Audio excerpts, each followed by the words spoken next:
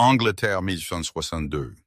Dans la ville cathédrale de Seabourg, les pavés étaient glissants de pluie, reflétant le ciel gris d'automne, comme des fragments de miroirs brisés. Le jour de marché avait attiré la foule habituelle sur la place sous les flèches imposantes de la cathédrale Sainte-Catherine. Vendeurs appelant leurs marchandises, enfants dardant entre les étals, l'air épais de l'odeur de pain cuit et de laine mouillée. Puis vint le tonnerre, non du ciel, mais de sabots frappant la pierre, sauvage et désespéré. La foule se dispersa alors qu'un énorme étalon noir éclatait sur la place, traînant les restes brisés d'une calèche derrière lui. Les yeux de la bête roulaient en arrière, montrant des croissants blancs de terreur. De l'écume tachetait sa bouche alors qu'il fonçait vers les étals du marché. Des hommes criaient des avertissements. Des femmes attrapèrent leurs enfants et s'enfuirent. Une charrette de légumes se renversa dans le chaos de choux roulant sur les pierres mouillées. Le cheval se dirigeait droit vers le pont de la rivière, où la route se rétrécissait dangereusement au-dessus de l'eau agitée. Tout le monde recula. Tout le monde sauf Pollyanna Hooper. Elle se tenait au centre de la place, une figure en soie noire sévère qui la marquait comme une veuve. À 22 ans, elle avait déjà appris que la survie exigeait plus de courage que de bienséance. Ses cheveux blonds foncés étaient tirés en un simple nœud, sa posture droite malgré l'état usé de sa robe de matin. Dans ses mains, elle portait une besace en cuir usé contenant les livres de compte qu'elle tenait pour les quelques commerçants qui engageraient une femme pour un tel travail. L'étalon chargea vers elle 1000 livres de muscles et de panique. Pollyanna ne courut pas. Elle s'avança à la place et sa voix coupant le chaos comme une lame à travers la soie. Basse et régulière, ferme, mais sans colère. Je sais, raclement de gorge, tu as peur. Elle parla à la bête comme s'ils étaient peu. Comme si la foule terrifiée et le danger ne signifiaient rien comparé à la connexion qu'elle construisait avec ses mots et musique, son intrépidité absolue. C'est ça. Le cheval l'entendit. Ses sabots hésitèrent sur les pierres. Sa tête se jeta, la confusion remplaçant une partie de la terreur. Pollyanna s'approcha, parlant toujours de ce même ton calme, et tendit la main vers la reine traînante. Ses doigts se refermèrent autour du cuir mouillé juste au moment où l'étalon se cabrait une dernière fois. Mais elle tint bon, son corps se balançant avec le mouvement plutôt que de le combattre. La bête descendit, sa respiration était haletante, les flancs se soulevant, mais elle resta immobile sous son toucher. La place tomba silencieuse. Des ombres d'une élégante calèche noire qui s'était arrêtée au bord de la place, un homme regardait. Doug Victor Ashwick, récemment revenu à Seabourg après 7 ans à l'étranger, avait été témoin de toute la scène. Il était une haute silhouette en laine anthracite et un grand manteau qui parlait de la confection londonienne. Ses cheveux foncés touchés d'argent aux tempes, bien qu'il ait à peine 35 ans. Son visage était tout en angle vif et en autorité froide, le visage d'un homme qui avait appris à ne faire confiance à personne. Il avait oublié comment ressentir quoi que ce soit, au-delà du devoir et de la suspicion, jusqu'à ce qu'il voie une veuve sans le sou s'engager sur le chemin de la mort et lui ordonner de s'arrêter.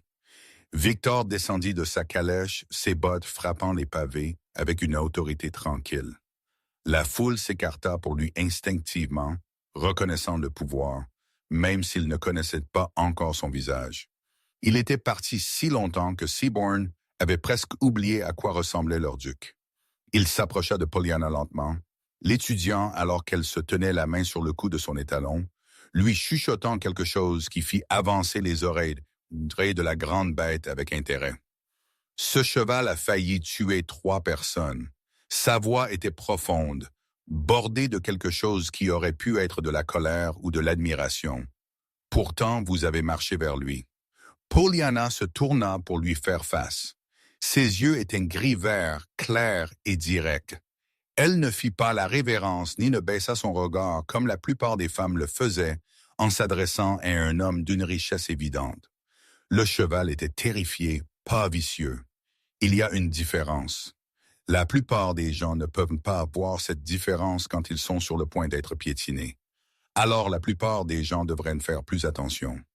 Un scintillement de quelque chose traversa le visage de Victor.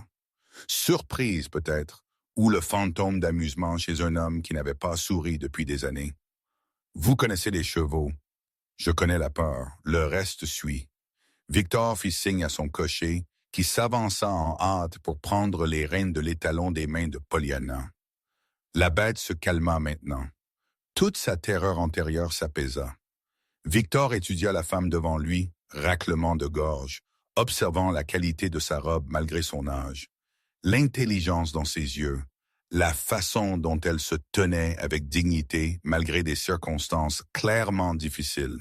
« Quel est votre nom? »« Pollyanna Hooper. »« Vous êtes veuve. »« Je le suis. » Elle n'élabora pas, et quelque chose dans son ton suggérait qu'elle ne tolérerait pas la pitié. Victor prit une décision à ce moment, une qui changerait leurs deux vies irrévocablement. Il chercha dans son manteau et en retira une carte, la lui tendant. « Venez à Ashwick Hall demain à 10 heures. J'ai une proposition qui pourrait vous intéresser. » Pollyanna prit la carte, ses doigts frôlant les siens juste un instant. « Quel genre de proposition? » Le genre qui pourrait vous sauver de toute situation désespérée qui a une femme de bonne éducation gardant des livres de comptes pour des commerçants. Ses yeux étaient trop connaisseurs, trop vifs. J'ai besoin de quelqu'un qui comprend les chevaux, quelqu'un avec du courage et de l'intelligence. Je crois que vous possédez les deux. Il se retourna et retourna à sa calèche avant qu'elle ne puisse répondre, laissant Pollyanna debout sur la place du marché avec sa carte à la main et les murmures de la foule s'élevant autour d'elle comme une marée. Elle regarda les lettres en relief. Victor Ashwick, duc de Seaburg, Ashwick Hall, le duc de Fer, l'appelaient-ils dans les journaux. Un homme dont l'épouse était morte dans un scandale 7 ans auparavant, dont la confiance avait été brisée par la trahison, qui s'était enfermé dans des villes étrangères plutôt que d'affronter la société qui avait regardé son humiliation. Maintenant, il était revenu, et il voulait la voir demain.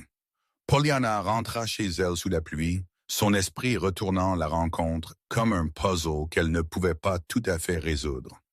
Le cottage qu'elle atteignit 1 heure plus tard était petit et froid, le feu depuis longtemps réduit en cendres. Elle alluma une bougie et s'assit à son bureau, fixant le grand livre qui enregistrait sa lente descente vers la ruine. Son défunt mari Thomas avait été gentil mais insensé, jouant son héritage avant qu'une fièvre ne l'emporte il y a 8 mois. Les dettes qu'il laissa derrière étaient écrasantes. Le cottage était le sien seulement parce que c'était le journal de sa mère, protégé par la loi des créanciers. Mais sans revenus, elle perdrait même cela en 1 an. Elle avait tenu des livres pour des commerçants, fait du tutorat aux enfants du vicaire en mathématiques, pris des réparations, raclement de gorge, une pauvreté respectable, le genre qui lui permettait de maintenir sa dignité tout en mourant de faim lentement. La carte du duc gisait sur le bureau à côté de son livre de comptes. Que pouvait-il possiblement vouloir avec elle? Pollyanna se présenta à Ashwick Hall précisément à 10 heures le lendemain matin. Le domaine s'élevait des landes comme quelque chose d'un conte gothique, tout de pierres grises et de fenêtres imposantes, entouré de terrains qui s'étendaient sur des kilomètres. Le portail était ouvert, mais l'allée était assez longue pour que la jument empruntée de Pollyanna respirait difficilement au moment où ils atteignirent l'entrée principale. Un majordome répondit à son coup, son expression soigneusement neutre, alors qu'il observait sa robe noire fonctionnelle, et le fait qu'elle était arrivée seule sans même une femme de chambre, par bienséance. Madame Hooper pour voir le duc. J'étais attendu. Bien sûr. Veuillez me suivre. L'intérieur d'Ashwick Hall était magnifique et froid. Haut plafond, sol en marbre, portrait d'ancêtres sévères tapissant les murs. Le majordome la conduisit non pas à un salon comme elle l'avait anticipé, mais par une porte latérale et à travers les terrains vers les écuries. Le complexe d'écuries était énorme, construit autour d'une cour centrale avec des bâtiments rayonnant vers l'extérieur comme des rayons sur une roue. Pollyanna pouvait entendre des chevaux bouger dans leur stall. les sons familiers des sabots sur la paille, le hennissement occasionnel. Ses pas s'accélérèrent malgré elle. Victor attendait dans la cour, vêtu de vêtements d'équitation qui le rendaient d'une certaine manière plus abordable que le costume formel qu'il avait porté hier. À côté de lui se tenait un homme plus âgé aux cheveux gris fer et à l'allure d'intendant, et un homme plus jeune en vêtements de travail, qui se tenait avec l'aisance confiante de quelqu'un qui passait sa vie avec les chevaux. Madame Hooper. Le salut de Victor ne contenait aucune chaleur, mais il y avait de l'attention dans son regard. « Voici M. Bradley, mon intendant de domaine, et Lucien Blackthorne, le raclement de gorge, mon chef palefrenier. » Pollyanna fit un signe de tête aux deux hommes. Bradley semblait sceptique. Lucien semblait curieux. « Je serai direct, » dit Victor. « Mon écurie est en déclin depuis 7 ans. Les chevaux sont de magnifiques animaux, mais ils ont été mal gérés, certains maltraités. J'ai besoin de quelqu'un qui peut évaluer la situation, réorganiser la gestion et restaurer ces animaux à pleine santé et entraînement. J'ai besoin d'un maître de cheval. » Le cœur de Pollyanna commença à battre plus vite. C'est traditionnellement un poste d'homme. Je suis conscient. La société sera scandalisée. J'ai cessé de me soucier de ce que la société pensait le jour où l'infidélité de ma femme est devenue la nouvelle de première page dans chaque journal londonien. Sa voix était plate, sans émotion. Je me soucie des résultats. Vous avez calmé un cheval en pleine panique hier avec rien d'autre que votre voix et votre courage. Je veux savoir si vous pouvez faire la même chose pour une écurie entière. Raclement de gorge, je peux. La réponse vint sans hésitation. Le poste vient avec un logement dans l'aile et du hall, un salaire généreux et pleine autorité sur les écuries. Vous ne me rendrez compte qu'à moi. Mais je vous avertis maintenant, Madame Hooper, je ne fais pas confiance facilement. Vous serez surveillée, vous serez testée, et si je vous trouve manquante de quelque manière que ce soit, vous serez renvoyée immédiatement. Et si je trouve vos attentes déraisonnables ou vos méthodes cruelles, je partirai immédiatement. » Pollyanna répondit, rencontrant son regard froid sans cire. « Je ne travaille pas pour des hommes qui maltraitent les animaux ou les gens. » Le silence tomba sur la cour. Les sourcils de M. Bradley se levèrent. Lucien toussa pour cacher ce qui aurait pu être un rire. L'expression de Victor ne changea pas, mais quelque chose vacilla dans ses yeux sombres. Du respect, peut-être, ou toute la reconnaissance d'un digne adversaire. « Alors nous nous comprenons. Quand pouvez-vous commencer? Demain? Si vous pouvez arranger pour que mes quelques affaires soient transportées de Hartwell Cottage, considérez que c'est fait. » Victor tendit sa main, non pas comme un gentleman à une dame, mais comme un professionnel à un autre. Pollyanna la serra fermement. Elle ne savait pas encore qu'elle venait d'entrer dans une toile de conspiration qui menaçait tout le domaine d'Ashwick. Elle ne savait pas que Joseph Pollard, le voisin du duc, avait systématiquement miné le domaine pendant des années, attendant le bon moment pour en prendre le contrôle. Elle ne savait pas que la panique de l'étalon hier n'avait pas été un accident, mais un sabotage délibéré.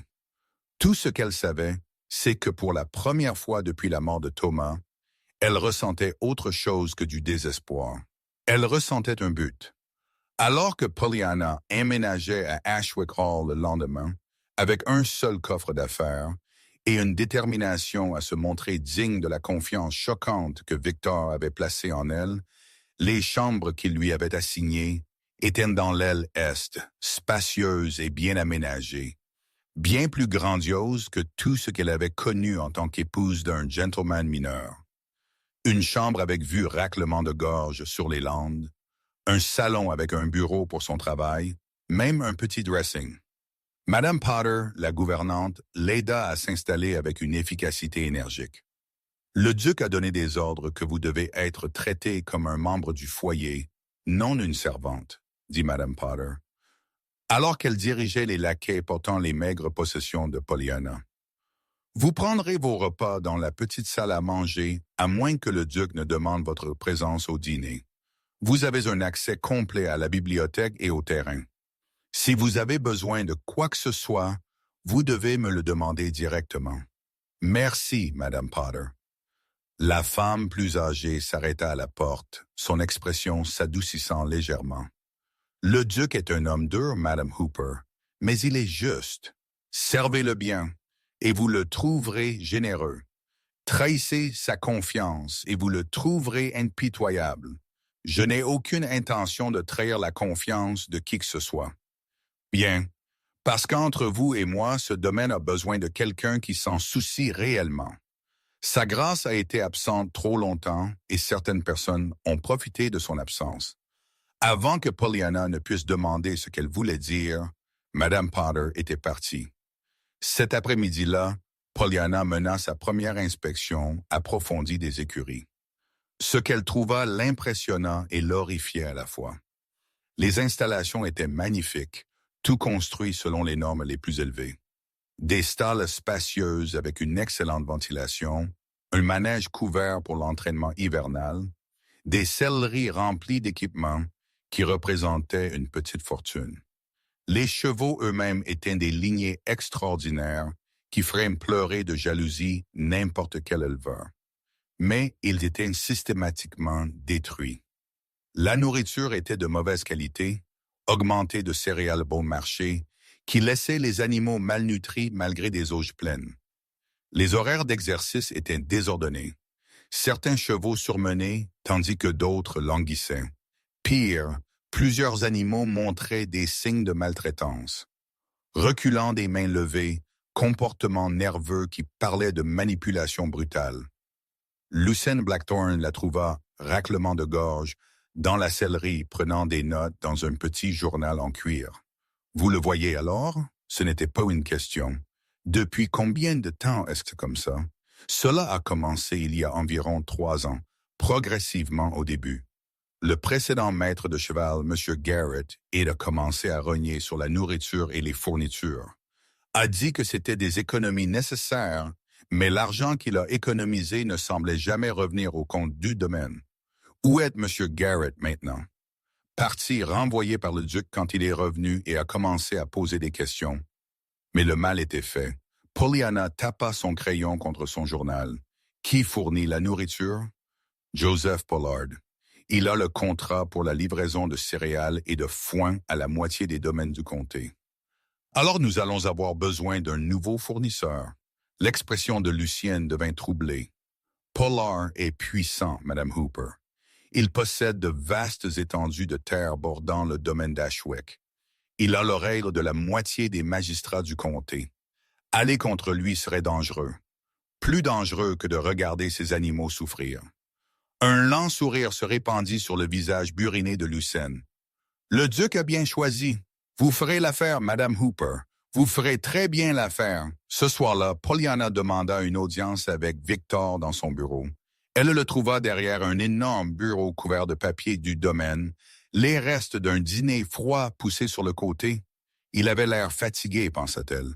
Fatigué et seul dans cette vaste maison qui résonnait de fantômes.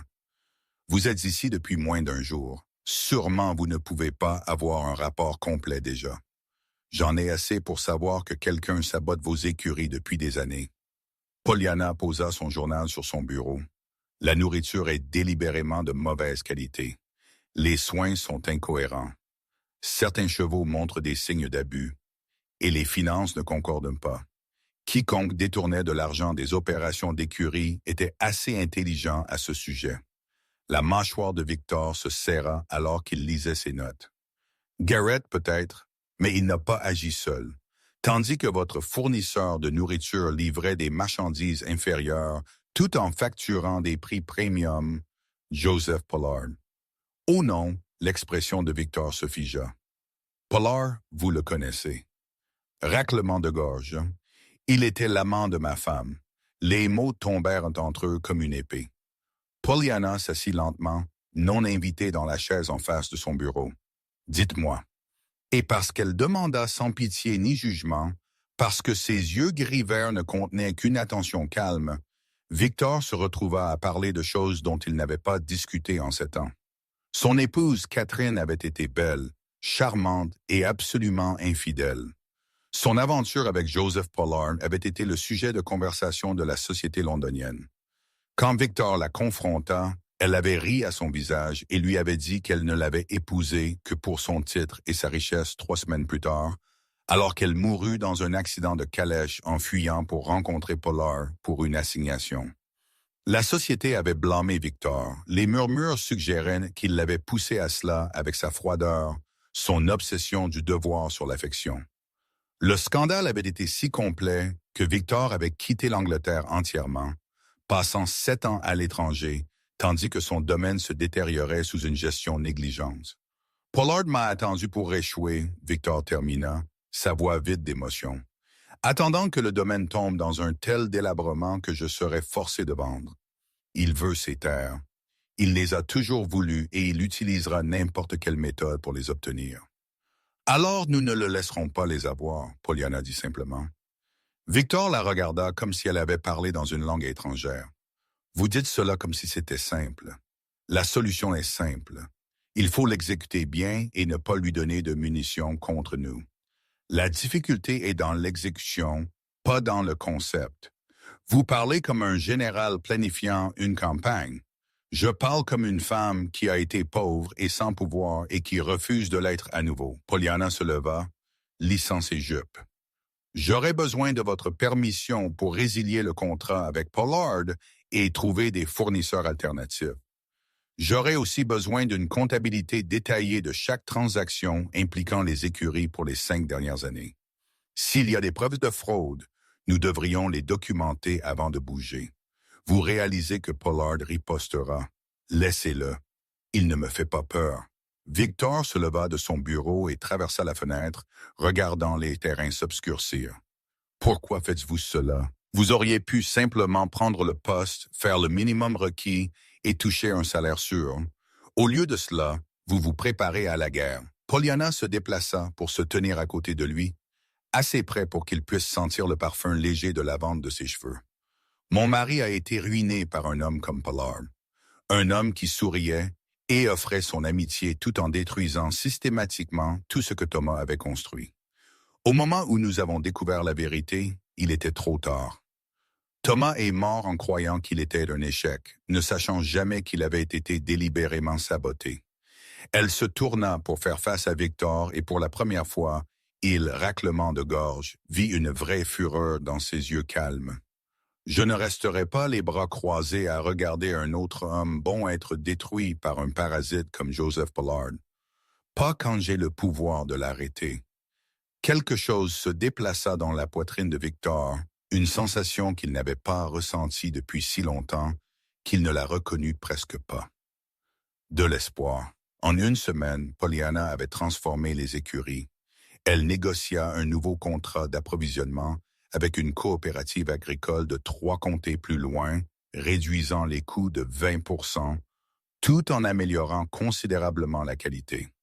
Elle réorganisa les horaires de travail, assurant que chaque cheval reçoive un exercice et des soins appropriés. Elle forma personnellement les palefrenières, leur montrant comment approcher les animaux nerveux, comment reconnaître les signes de maladie, comment construire la confiance plutôt que d'imposer l'obéissance par la peur. Les chevaux lui répondaient comme si elle parlait leur langage secret. Les talons noirs du marché, une bête nommée Tempête, qui avait été jugée trop dangereux pour autre chose que la reproduction, devint son projet personnel. Chaque matin avant l'aube, elle allait à son box et s'asseyait simplement avec lui, raclement de gorge, parlant doucement, le laissant s'habituer à sa présence sans exigence ni attente. Le 5e matin, Tempête baissa sa grande tête et la laissa lui caresser le nez. Le 10e matin, il la suivit autour du paddock comme un chien fidèle. À la fin de la 2e semaine, elle le montait à travers les terrains du domaine, sa puissance maîtrisée non par la force, mais par le respect mutuel et la confiance. Victor regardait depuis la fenêtre de son bureau, incapable de détourner le regard de la vue de la veuve en noir, se déplaçant en parfaite harmonie avec le cheval qui avait tenté de tuer 3 hommes. Il trouva des excuses pour visiter les écuries plus souvent, pour vérifier les progrès, pour revoir les nouveaux livres de comptes, que Pollyanna tenait avec une précision méticuleuse, pour la regarder travailler avec un animal qui avait vaincu chaque dresseur qu'il avait jamais engagé. Il se disait que c'était une simple fascination pour son talent, ou il mentait. La vérité qu'il n'admettrait pas était que Pollyanna Hooper avait fait quelque chose qu'il avait cru impossible. Elle l'avait fait ressentir à nouveau. De l'admiration d'abord pour son courage et sa compétence, puis du respect pour son intelligence et son intégrité. Et maintenant quelque chose de plus dangereux. Quelque chose qui accélérait son pouls quand elle entrait dans une pièce et rendait la vaste vacuité d'Ashwick Hall soudainement douloureusement évidente.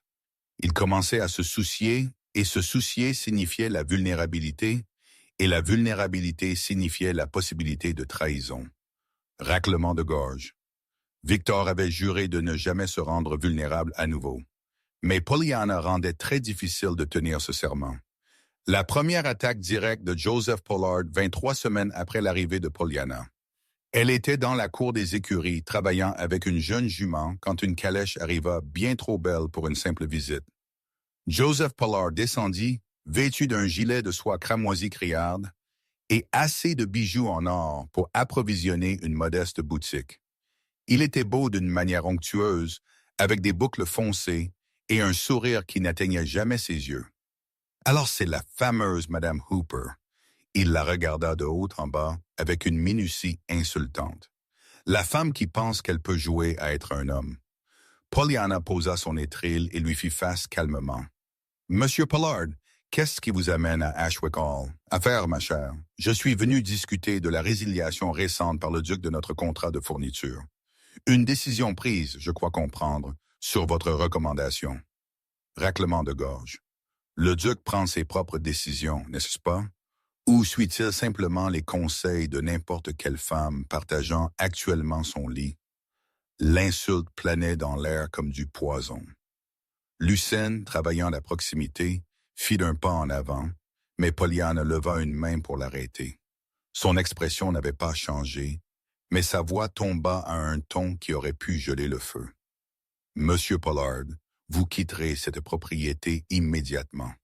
Vous n'avez rien à faire ici, et vos tentatives d'intimidation sont transparentes et pathétiques. » Le sourire de Pollard s'élargit.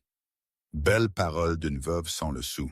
« Dites-moi, Madame Hooper, que ferez-vous quand la société apprendra que le duc a installé sa maîtresse dans la maison familiale?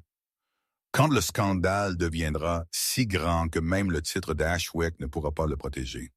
Est-ce une menace? C'est une promesse. Je le détruirai. Mais juste comme j'ai détruit votre mari pathétique. » L'aveu vint si casuellement que pendant un instant, Pollyanna pensa qu'elle avait mal entendu. « Qu'avez-vous dit? » Pollard rit, un son comme du verre brisé. « Pensiez-vous que Thomas Hooper avait joué sa fortune? Comme c'est naïf. Je l'ai gagné de lui dans des jeux qui étaient truqués dès le début. Je l'ai ruiné délibérément, systématiquement, parce qu'il possédait un morceau de terre que je voulais. Et quand il est smart out, j'ai acheté cette terre à ses créanciers pour 1/10 de sa valeur. La rage inonda Pollyanna, ardente et absolue. Mais des années à survivre par son intelligence lui avaient appris le contrôle. Elle ne bougea pas. Elle ne cria pas. Elle regarda simplement Joseph Pollard et le laissa voir juste un instant la profondeur de sa haine. « Vous avez fait une grave erreur, Monsieur Pollard, ai-je? Que pouvez-vous possiblement me faire? Je peux m'assurer que vous ne mettrez plus jamais les pieds sur les terres d'Ashwick. Je peux documenter chaque fraude que vous avez commise. Et je peux regarder avec satisfaction le duc vous détruire complètement. Le duc est un homme brisé jouant à la noblesse. Il n'a aucun pouvoir sur moi.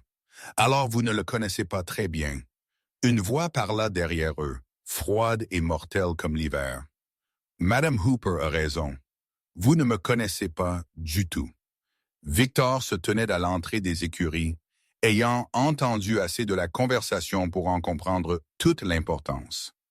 M. Bradley était avec lui et 2 laquais dont la taille suggérait qu'ils étaient plus que décoratifs. Le sourire de Pollard vacilla juste un instant avant de revenir en pleine force.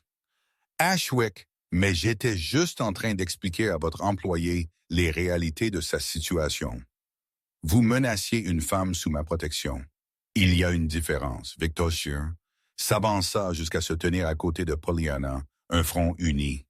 Vous n'êtes plus le bienvenu à Ashwick Hall. Vous partirez immédiatement, et si vous revenez, vous serez traité comme un intrus et traité en conséquence. Vous ne pouvez pas me bannir des routes publiques. Je peux vous bannir de ma propriété. Et je vous promets, Pollard, si vous continuez cette campagne de sabotage et d'intimidation, j'utiliserai toutes les ressources à ma disposition pour exposer votre corruption. J'ai peut-être été absent pendant 7 ans, mais je suis toujours un duc, j'ai toujours des relations et je ne suis plus intéressé à éviter le scandale. Pour la première fois, une incertitude véritable traversa le visage de Pollard. Ah, vous vous traîneriez dans la boue à nouveau pour protéger ce qui est à moi sans hésitation. Les deux hommes se regardèrent et Pollyanna vit l'histoire entre eux, la vieille blessure de la trahison, la haine latente qui s'était nourrie pendant des années. Pollard rompit le premier. Il se tourna vers sa calèche, mais s'arrêta à la porte. Ce n'est pas fini, Ashwick. J'aurai ces terres, et quand je les aurai, je prendrai un plaisir spécial à expulser chaque personne qui vous est restée fidèle. Il partit dans un jet de gravier. Le silence remplit la cour des écuries. Puis Victor se tourna vers Pollyanna, et elle vit quelque chose dans son visage qui lui coupa le souffle. De la fureur, oui, mais aussi de la peur. De la peur pour elle. Vous a-t-il blessé? Non, seulement insulté et menacé, vous. Vous allez bien? La question fut posée si soigneusement, comme s'il s'attendait à ce qu'elle se brise, comme si elle était précieuse. Je vais bien, en colère, mais bien. Pollyanna rencontra son regard fermement. Il a admis avoir ruiné mon mari, avoir délibérément détruit Thomas pour un morceau de terre. J'ai entendu. Alors vous comprenez pourquoi je ne me reposerai pas tant que Joseph Pollard n'aura pas fait face à la justice. La main de Victor bougea, touchant presque son bras, puis retomba comme s'il s'était rattrapé. Pollyanna, vous n'avez pas à mener cette bataille. Je peux engager des enquêteurs, gérer cela par les voies légales. Il l'a rendu personnel quand il a détruit mon mari, et il a aggravé les choses quand il vous a menacé. Sa voix était féroce, passionnée d'une manière qui fit trembler les murs soigneusement construits de Victor. Je suis dans cela maintenant, que vous le vouliez ou non. Ce que je veux, dit Victor lentement, nous est pour que vous soyez en sécurité. Alors aidez-moi à m'assurer que Pollard ne pourra plus jamais blesser personne. Victor la regarda un long moment. Cette femme qui était entrée dans sa vie il y a moins d'1 mois et avait tout chamboulé. Cette femme qui faisait face aux menaces, le menton levé et les yeux flamboyants. Cette femme qui lui donnait envie de choses qu'il avait juré de ne plus jamais vouloir. Raclement de gorge. Très bien, nous nous battons ensemble. Les mots sonnaient comme un vœu. La guerre avec Joseph Pollard s'intensifia rapidement. Dans les jours suivant sa visite à Ashwick Hall, des rumeurs commencèrent à se répandre dans la société de Seabourn. Pollyanna était la maîtresse du duc. Elle l'avait séduit pour gagner richesse et position. Elle était une chasseuse de fortune, une intrigante, peut-être même une sorcière qui utilisait les arts sombres pour contrôler les animaux et les hommes. Les murmures étaient partout, dans les boutiques où elle tenait auparavant des comptes, dans l'église où elle priait auparavant, même parmi les ouvriers du domaine, bien que la plupart d'entre eux ignorassent de telles bêtises ayant vu son travail de première main. Laura Bray et Tegan Gregory, deux femmes de la société qui avaient jeté leur dévolu sur le duc depuis son retour, étaient particulièrement vicieuses. Elles répandaient des histoires sur Pollyanna entrant dans les chambres privées de Victor la nuit, ainsi que sur un comportement inapproprié dans les écuries, sur un engagement secret qui n'était en réalité qu'un homme utilisant une femme désespérée pour ses propres besoins bas. Pollyanna endura cela la tête haute et son travail inchangé, mais cela l'affectait, le jugement constant, l'hypothèse qu'une femme dans sa position devait être moralement compromise. Victor était livide. Il prit soin de la défendre publiquement, faisant taire les commérages en sa présence, faisant clairement savoir que quiconque répandait des mensonges sur Madame Hooper se verrait malvenu dans la bonne société. Mais sa défense ne fit que alimenter les rumeurs. Pourquoi un duc serait-il si protecteur, à moins qu'il n'y ait une part de vérité dans le scandale? Ce fut M. Bradley qui découvrit la prochaine pièce du complot de Pollard. Il trouva des divergences dans les droits d'eau du domaine et quelqu'un avait déposé des documents légaux affirmant que certains ruisseaux traversant les terres d'Ashwick étaient en fait sur la propriété de Pollard. Si la réclamation réussissait, cela couperait l'accès à l'eau de plusieurs fermes de locataires, rendant leurs terres sans valeur. Les fermiers affectés incluaient Theodore Kingsley, un homme bon avec une grande famille qui avait travaillé les terres d'Ashwick pendant 3 générations. Victor et Pollyanna partirent ensemble visiter la ferme de Theodore, provoquant une autre vague de scandales. Un duc et sa maîtresse d'écurie seuls sur les landes sans chaperon. Les langues se délièrent. Ils les ignorèrent. Theodore les rencontra dans sa cour de ferme, l'inquiétude gravée profondément sur son visage buriné.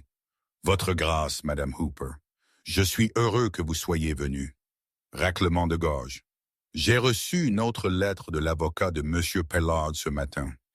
Ils exigent que je quitte d'ici la fin du mois à moins que j'accepte de les payer pour l'accès à l'eau. Ils n'ont aucun droit légal sur cette eau, dit Victor sèchement. Le ruisseau fait partie de ce domaine depuis 200 ans. Ils ont des documents, votre grâce. Des papiers d'allure officielle avec des sceaux et des signatures. Des faux, dit Pollyanna immédiatement. Monsieur Pollard est très doué pour créer des mensonges convaincants. Théodore regarda entre eux. Que puis-je faire? Je ne peux pas me permettre des avocats pour combattre cela en justice. Et si je perds l'accès à cette eau, mes récoltes échoueront. Ma famille mourra de faim. La mâchoire de Victor se serra. Vous ne combattrez pas cela seul, Théodore. Je fais venir des enquêteurs de Londres pour examiner ces documents et je mets tout le poids des ressources légales d'Ashwick derrière chaque locataire de ce domaine. Pollard veut une guerre, il l'aura. Alors qu'il retournait au hall, Pollyanna était silencieuse, pensant. « Qu'est-ce qui vous trouble? » demanda Victor. Pollard intensifie. D'abord le contrat d'approvisionnement, puis les rumeurs, maintenant les droits d'eau. Chaque attaque est plus audacieuse que la précédente. Il teste jusqu'où il peut pousser avant que vous ne craquiez. Je ne craquerai pas, je sais, mais il ne le croit pas. Il pense que vous êtes toujours l'homme qui a fui l'Angleterre dans la honte il y a 7 ans.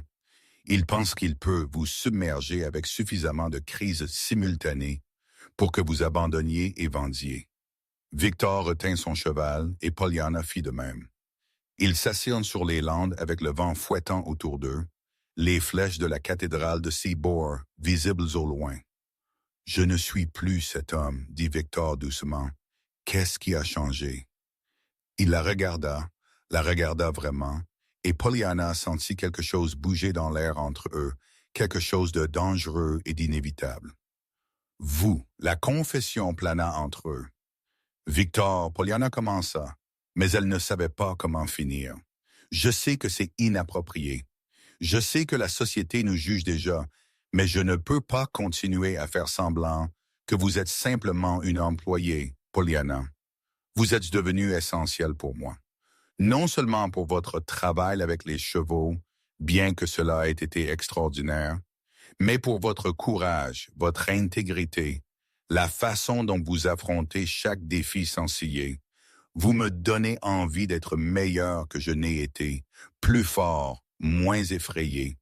Le cœur de Pollyanna battait la chamade. Je suis une veuve sans fortune et une réputation qui est actuellement déchirée par les commérages.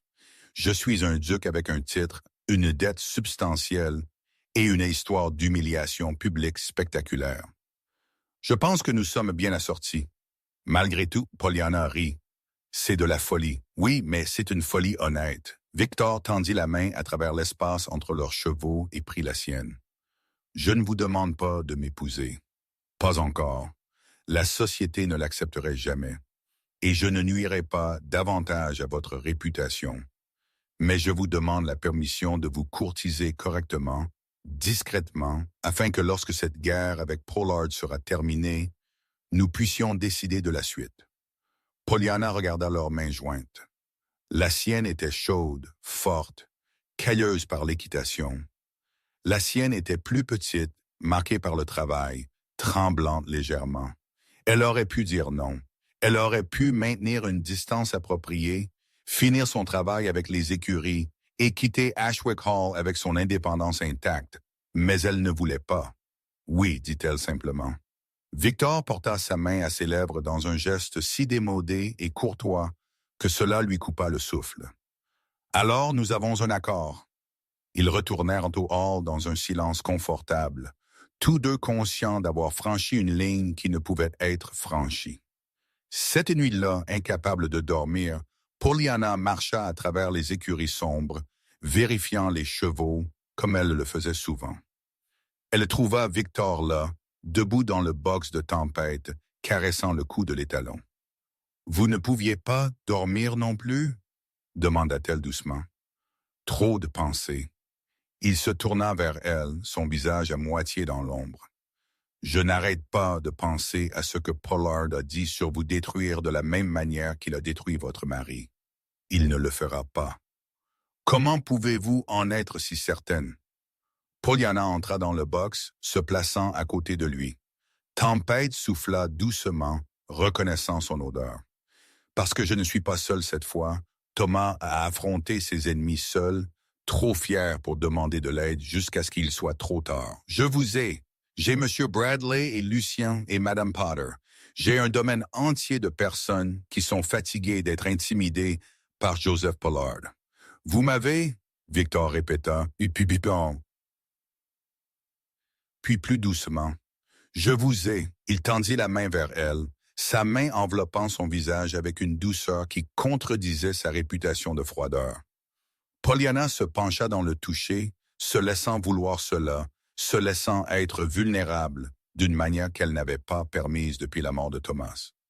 Victor l'embrassa. Ce n'était pas un baiser doux. C'était 7 ans de pelouse musique, s'effondrant face à cette femme extraordinaire qui était entrée dans sa vie et avait refusé de partir. Pollyanna l'embrassa en retour avec une passion égale, ses mains serrant sa chemise, le tirant plus près. Quand ils se séparèrent enfin, tous deux respirant difficilement, Victor reposa son front contre le sien. « Cela va tout compliquer. Je sais, la société nous crucifiera. Qu'ils essayent. » Il rit, le son rauque mais authentique. « Vous êtes la femme la plus téméraire que j'ai jamais rencontrée. Et vous êtes l'homme le plus réservé. Nous nous équilibrons. » Ils restèrent ainsi un long moment, enveloppés dans l'obscurité chaude de l'écurie. La respiration tranquille de Tempête était le seul son. Demain, ils continueraient la lutte contre Pollard. Comme demain le monde les jugerait. Demain apportait incertitude et danger. Mais ce soir, ils se tenaient l'un l'autre. C'était suffisant. La phase suivante de la campagne de Pollard vint d'une direction inattendue. Lucien Blackthorne demanda une réunion urgente avec Pollyanna et le duc. Ils le trouvèrent dans la sellerie, son visage pâle, une besace en cuir serrée dans ses mains. « Je dois confesser quelque chose. Je vous ai menti à tous les deux. » Victor resta très immobile. Pollyanna attendit simplement, son expression calme. Lucien ouvrit la besace et en sortit une pile de papier. « Il y a 3 ans, M. Pollard racheta les dettes de ma famille. Mon père avait beaucoup emprunté pour agrandir notre ferme, et quand la récolte échoua, nous ne pûmes pas rembourser. Pollard offrit de pardonner la dette si je lui rendais certains services. Quel genre de service? La voix de Victor était dangereuse. Plus de petites choses au début, retardant les livraisons, mélangeant de la nourriture inférieure avec la bonne. Rien qui ne causerait de dommages évidents, juste assez pour rendre les écuries moins efficaces. Je me suis dit que c'était inoffensif, que je protégeais ma famille. Les mains de Lucien tremblaient, mais ensuite il me demanda de manipuler l'équipement de Tempête avant le jour du marché pour le droguer afin qu'il s'emballe et cause le chaos. Vous avez saboté mon cheval. Le ton de Victor aurait pu couper l'acier. Je l'ai fait, et je me suis détesté pour cela chaque jour depuis. Parce que, et si quelqu'un était mort, et si Madame Hooper avait été piétinée? Lucien regarda Pollyanna avec de l'angoisse dans les yeux. Vous avez sauvé ce cheval. Vous m'avez sauvé d'être un meurtrier, et je vous ai remboursé en continuant à espionner pour Pollard. Pollyanna eut froid. Que lui avez-vous dit? Tout. Votre enquête sur les finances, l'affaire des droits D, votre relation avec le duc. Il rencontra les yeux de Victor. Il prévoit de vous exposer tous les deux au grand bal de Seabourn le mois prochain. Il a falsifié des documents suggérant que Madame Hooper ait vendu vos chevaux et gardé les profits. Il les présentera publiquement, l'arrêtera pour vol et détruira vos deux réputations d'un seul coup. Victor bougea si vite que Lucien eut à peine le temps de scier avant que le duc ne le prenne par le col, le plaquant contre le mur. Vous avez trahi ma confiance. Vous avez mis Pollyanna en danger. Donnez-moi une raison pour laquelle je ne devrais pas vous faire arrêter immédiatement. Parce que je vous donne chaque preuve dont vous avez besoin pour détruire Pollard complètement. Lucien ne lutta pas, ne se battit pas. J'ai tout documenté pendant 6 mois. Chaque chose illégale qu'il a faite, chaque personne qu'il a menacée, chaque faux qu'il a commandé, tout est dans ces papiers. Mon témoignage, des documents, des déclarations de témoins que j'ai recueillis. Pourquoi? Pollyanna demanda. Pourquoi le trahir maintenant? Parce que j'en ai assez d'avoir peur. Parce que vous voir lui tenir tête m'a montré à quoi ressemble réellement le courage. La voix de Lucien se brisa. Et parce que ma fille m'a demandé hier si c'était vrai que je travaillais pour un homme mauvais. Elle a 8 ans et déjà elle sait que son père est un lâche. Je ne laisserai pas cela être mon héritage. Victor le relâcha, reculant. Vous comprenez que votre témoignage vous détruira aussi. Vous admettrez des crimes. Je sais, mais peut-être que quelque chose de bon en ressortira. Peut-être que je peux arrêter Pollard avant qu'il ne blesse quelqu'un d'autre. Pollyanna et Victor se regardèrent. Une conversation passa entre eux sans mots. Victor fit un léger signe de tête. Monsieur Bradley? Pollyanna appela. L'intendant apparut dans l'embrasure de la porte comme s'il avait attendu. Oui, Madame Hooper. Emmenez Monsieur Blackthorne au bureau et sécurisez ses documents. Nous aurons besoin de copies faites et placées dans des endroits séparés pour la sécurité. Et sa famille? Victor demanda à Lucien. Si Pollard réalise que je l'ai trahi, il s'en prendra à eux. Alors ils emménagent dans le hall ce soir sous la protection du nom d'Ashwick. Raclement de gorge. La voix de Victor était ferme. Vous nous donnez les moyens d'y mettre fin. Je veillerai à ce que votre famille soit en sécurité. Lucien s'affaissa de soulagement. Merci, votre grâce. Alors que Bradley l'emmenait, Pollyanna se tourna vers Victor. Cela change tout. Cela nous donne des armes, mais cela signifie aussi que Pollard intensifiera plus vite que nous ne l'avions prévu. S'il suspecte que Lucien l'a trahi, il avancera son calendrier, le bal est dans 3 semaines. Alors, nous avons 3 semaines pour préparer notre contre-attaque. Pollyanna sourit et il y avait de l'acier en elle. Alors assurons-nous que ce soit dévastateur. Les semaines suivantes furent un tourbillon d'activités. Victor engagea des enquêteurs de Londres, des hommes spécialisés dans la découverte de la fraude. Ils prirent les documents de Lucien et commencèrent à construire un dossier en béton contre Joseph Pollard. Faux, extorsion, sabotage, détournement de fonds. La liste des crimes était stupéfiante. Raclement de gorge. Pendant ce temps, Pollyanna continua son travail avec les écuries, mais maintenant avec une sécurité accrue. 2 laquais l'accompagnaient partout sur le domaine. Victor lui-même travaillait souvent à ses côtés, ne se donnant plus la peine de cacher leur rapprochement croissant. Les commérages à Seabourn atteignirent un point culminant. Laura Bray et Tegan Gregory menèrent la charge avec leurs alliés Jasmine Bailey et Samantha Evans. Elles répandirent des histoires de plus en plus scandaleuses selon lesquelles Pollyanna avait ensorcelé le duc, qu'elle était enceinte de son enfant, qu'elle était en fait une noble déguisée ou une espionne française ou une douzaine d'autres rumeurs contradictoires. Lors d'un dîner organisé par M. Middleton, un magistrat local, Jacob Crawford et Oliver Payne, deux des supposés amis de Victor, firent des blagues sur le divertissement de campagne du duc. Victor sortit à mi-chemin, mais pas avant de faire clairement savoir que quiconque manquerait de respect à Mme Hooper aurait affaire directement à lui. L'isolement social aurait été complet sans quelques alliés fidèles. Mme Potter se révéla être une féroce défenseuse au sein du foyer, tandis que Theodore Kingsley et plusieurs autres fermiers locataires prirent un soin de saluer publiquement Pollyanna avec respect lorsqu'elle visitait leur propriété. Même John, le forgeron du village, refusa de ferrer des chevaux pour quiconque parlait mal de la veuve qui avait sauvé Tempête, mais la pression montait. Une semaine avant le bal, Natasha, la cousine de Joseph Pollard et une célèbre commère, accosta Pollyanna au marché du village. « Vous pensez avoir gagné, n'est-ce pas? » siffla Natasha, son beau visage tordu de méchanceté. « Vous pensez que la protection du duc vous rend intouchable? » Pollyanna la regarda calmement. « Je pense que je n'ai rien fait de mal et que je n'ai rien à craindre des menteurs. Vous verrez la vérité assez tôt. Mon cousin est un homme puissant. Il détruit quiconque s'oppose à lui, et quand il en aura fini avec vous, même le duc ne voudra pas ce qu'il restera. Dites à votre cousin, dit Pollyanna doucement, que j'ai hâte de le voir essayer. » Elle laissa Natasha bafouiller et retourna au hall pour trouver Victor dans les écuries, travaillant avec un jeune poulain qui était craintif. « Le cousin de Pollard vient de me menacer au marché. » La mâchoire de Victor se serra.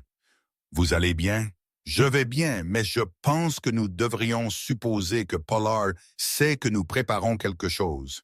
Il est trop intelligent pour ne pas avoir remarqué les enquêteurs. Alors nous devons être prêts. S'il passe à l'action au bal, nous devons être prêts à contrer immédiatement. » Ils travaillèrent tard dans la nuit, passant en revue chaque détail de leur plan. M. Bradley avait préparé des copies de toutes les preuves. Les enquêteurs de Londres avaient obtenu des témoignages de 3 autres personnes qu'il avait victimisées. Le magistrat du comté, bien qu'ami de Pollard, ne pouvait ignorer les preuves d'activité criminelle une fois qu'elles étaient présentées publiquement. Tout était prêt sauf les nerfs de Pollyanna. Elle se retrouva incapable de dormir, faisant les 100 pas dans sa chambre aux petites heures du matin. Finalement, elle abandonna et alla à la bibliothèque, espérant qu'un livre calmerait son esprit. Elle trouva Victor déjà là, fixant le feu. « Grands esprits, » dit-elle doucement. Il se tourna et la lumière du feu peignit des ombres sur son visage. « Je n'arrête pas de penser à ce qui pourrait mal tourner. Toutes les façons dont cela pourrait se retourner contre nous et vous détruire au lieu de lui. » Raclement de gorge, Pollyanna s'assit à côté de lui sur le canapé en cuir. « Si ça tourne mal, je survivrai. J'ai survécu à pire. Vous, la disgrâce publique, une arrestation potentielle, une ruine sociale complète, la mort de mon mari, la pauvreté, pensant que j'avais perdu tout ce qui comptait. » Elle lui prit la main. « J'ai survécu à tout cela. Et cette fois, je ne suis pas seul. » Raclement de gorge. Victor l'attira plus près et Pollyanna se laissa s'appuyer contre sa force. « Je ne peux pas vous perdre. Pas quand je viens juste de vous trouver. Alors ne vous battez pas pour nous de la même manière que vous vous battez pour le domaine. Je me bats pour les deux. Vous faites partie de ce domaine maintenant. Partie de ma vie. Partie de moi. » Il l'embrassa. Et cette fois, il y avait du désespoir là-dedans. La peur cachée sous la passion. Pollyanna comprit. Demain soir pourrait tout changer. Ils pourraient gagner et être enfin libres de construire une vie ensemble. Ou ils pourraient perdre et d'être détruits. Mais ce soir, ils avaient ce moment. Ils s'endormirent sur le canapé, enlacés. Le feu brûle en bas alors que Potter les trouva à l'aube et drapa discrètement une couverture sur eux avant de chasser les servantes curieuses. Même elle, pratique et sévère, en était venue à croire que le duc et sa veuve appartenaient ensemble. Le grand bal de Seabourn était l'événement social de la saison. Organisé dans les salles de réception, il attirait la noblesse et la gentry de tout le conseil. La salle de bal scintillait de bougies, de soie, de bijoux. Un orchestre jouait depuis la galerie. Des tables gémissaient sous le poids de rafraîchissements élaborés. Victor et Pollyanna arrivèrent en train ensemble, ne cherchant pas à cacher leurs liens. Pollyanna portait une robe qui avait appartenu à la mère de Victor, modifiée par Madame Potter pour s'adapter à sa silhouette mince. Raclement de gorge. C'était une soie saphir foncée qui faisait ressortir la couleur de ses yeux, élégante et digne. Ses cheveux blonds foncés étaient coiffés simplement mais magnifiquement. Elle ne portait aucun bijou, sauf un petit médaillon qui avait été celui de sa mère. Elle ressemblait en tout point à une duchesse. La réaction fut immédiate. Des murmures les suivirent à travers la salle, mais Laura Bray et Tegan Gregory regardaient avec une hostilité ouverte. M. Middleton avait l'air mal à l'aise, pris entre l'obligation sociale et son amitié avec Pollard. Victor conduisit Pollyanna sur la piste pour la danse d'ouverture, une valse qui exigeait qu'ils se touchent, qu'ils bougent comme un seul. Pollyanna s'était entraînée pour cela, mais la réalité de danser avec Victor devant toute la société de Seabourn lui faisait toujours battre le cœur. « Respirez, murmura-t-il alors qu'il commençait. Vous êtes magnifique. Je suis terrifié. Moi aussi. Mais nous faisons cela ensemble. » Ils dansèrent et malgré les regards hostiles, malgré les murmures, ce fut parfait. Victor bougeait avec une précision militaire, la guidant à travers les pas avec une grâce confiante. Pollyanna suivit, et progressivement elle cessa de penser à la foule et se contenta de jouir de la sensation de sa main sur sa taille, de la façon dont il s'accordait. Quand la danse se termina, de polis applaudissements ondulèrent à travers la pièce. Mais avant qu'ils ne puissent quitter la piste, Joseph Pollard apparut. Il était vêtu d'une veste bleu paon avec suffisamment de broderie d'or pour rançonner un petit royaume. Derrière lui se tenaient plusieurs laquais et un homme en robe sobre de greffier de magistrat. « Doc Ashwick, quel plaisir de vous voir profiter des divertissements de la soirée. » Le sourire de Pollard était tout en dents, bien que je craigne devoir interrompre avec une affaire désagréable. La pièce devint silencieuse. C'était ce que tout le monde attendait. Quelle affaire serait-ce, Pollard? La voix de Victor était arctique. Il est venu à mon attention que votre maître de cheval s'est livré à des vols, spécifiquement la vente de bétail Ashwick sans autorisation, tout cela avec les profits disparaissant dans ses propres comptes. Il produisit une liasse de papier, les agitant dramatiquement. Des halètements résonnèrent dans la salle de bal. Laura Bray sourit avec une satisfaction vicieuse. Même certains des supposés alliés de Victor parurent choqués. Pollyanna resta parfaitement immobile, son visage calme malgré la fureur montant dans sa poitrine. C'était le moment qu'ils avaient préparé. « Ce sont de graves accusations, dit Victor. Je suppose que vous avez des preuves substantielles, des factures de vente portant la signature de Madame Hooper, de la correspondance avec les acheteurs, des relevés bancaires montrant des dépôts sur un compte à son nom. » La voix de Pollard porta jusqu'à chaque coin de la pièce. « Je regrette de devoir rendre cela public, mais la loi exige justice. J'appelle le magistrat Winters à émettre un mandat d'arrêt pour Madame Hooper. » Le greffier du magistrat s'avança, ne semblant pas mal à l'aise. « Attendez. » La voix de Victor coupa le chaos croissant comme une lame. « Avant que tout mandat ne soit émis, peut-être le magistrat Winters devrait-il examiner l'authenticité de ces documents. Ils sont authentiques, je les ai vérifiés moi-même. Alors vous avez vérifié des faux. » Victor fit signe à M. Bradley qui s'avança, portant un porte-document en cuir. « J'ai ici les registres d'écurie réels tenus par Mme Hooper et audités par des enquêteurs indépendants de Londres. Chaque vente de chevaux est documentée, chaque sou est comptabilisé. Pas une seule transaction ne manque ou n'est inexpliquée. » Le sourire de Pollard vacilla légèrement. « Votre grâce protège sa maîtresse. Compréhensible, mais illégale.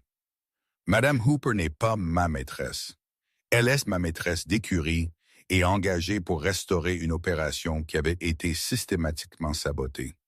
La voix de Victor devint plus forte, commandant « Saboté par vous, Pollard, par votre agent, l'ancien maître Garrett, par une nourriture inférieure vendue à des prix premium, par des chevaux drogués et des équipements trafiqués. Ridicule, vous n'avez aucune preuve.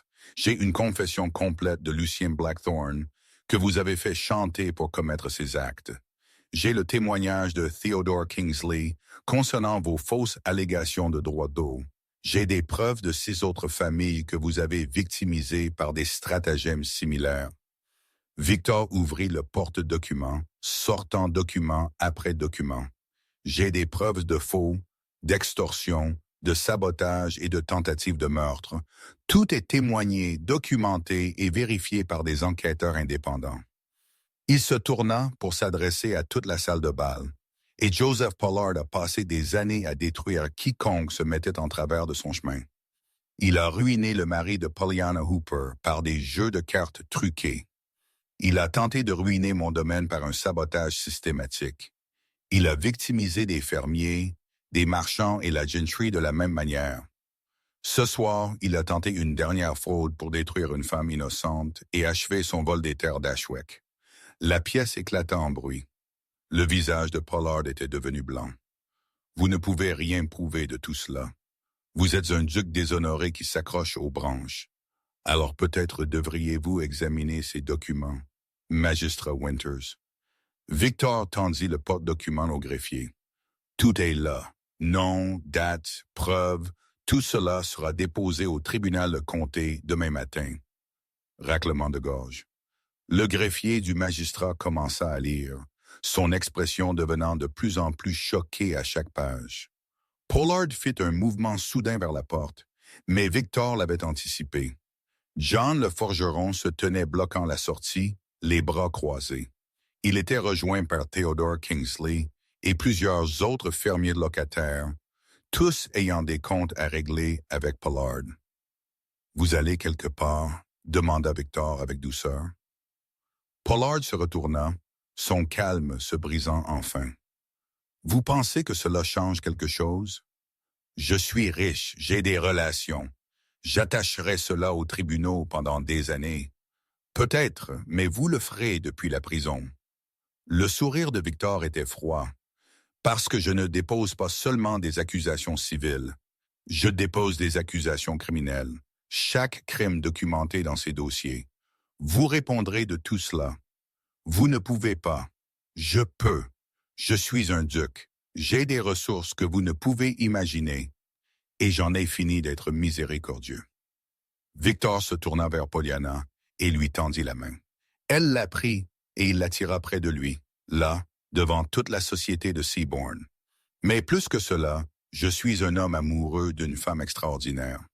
Une femme dont le courage et l'intégrité vous avez essayé de détruire parce que vous avez reconnu une menace quand vous en avez vu une. » Il s'adressa à nouveau à la foule. « Madame Pollyanna Hooper n'est pas ma maîtresse. Elle n'est ni une voleuse ni une intrigante. C'est la femme que j'ai l'intention d'épouser avec tout l'honneur et la célébration qu'une telle union mérite. » La salle de bal explosa dans le chaos. Laura Bray s'évanouit. Tegan Gregory hurla. Monsieur Middleton semblait sur le point d'avoir une apoplexie, mais Madame Potter, regardant depuis la galerie des domestiques, sourit de satisfaction, et Theodore Kingsley commença à applaudir lentement au début, puis fut rejoint par John et ensuite par chaque fermier locataire de la pièce. Les applaudissements se répandirent, réticents au début, de certains côtés, mais sincères de ceux qui avaient reconnu la valeur de Pollyanna. Pollyanna leva les yeux vers Victor, les larmes coulant sur son visage. « Vous venez de me demander en mariage devant tout le monde. Je l'ai fait. Était-ce présomptueux complètement? » Elle rit à travers ses larmes, mais j'accepte quand même. Victor l'embrassa là, au milieu de la salle de bal pendant que le greffier du magistrat arrêtait Joseph Pollard pour fraude et extorsion, pendant que la société halétait et que les commères griffonnaient des notes pendant qu'un vieil ordre s'effondrait et qu'un nouveau commençait. C'était scandaleux. C'était parfait. Les conséquences vinrent rapidement. Joseph Pollard fut détenu pour être jugé. Les preuves contre lui étaient accablantes. Ses biens furent gelés en attendant les poursuites pénales. Sa réputation, bâtie sur des décennies de manipulation prudente, fut détruite en une seule nuit. Lucien Blackthorne témoigna contre lui, mais acceptant une peine réduite en échange de sa coopération. Sa famille resta à Ashwick Hall sous la protection du duc, et Lucien fut finalement entièrement gracié. Son courage à se manifester fut considéré comme une rédemption.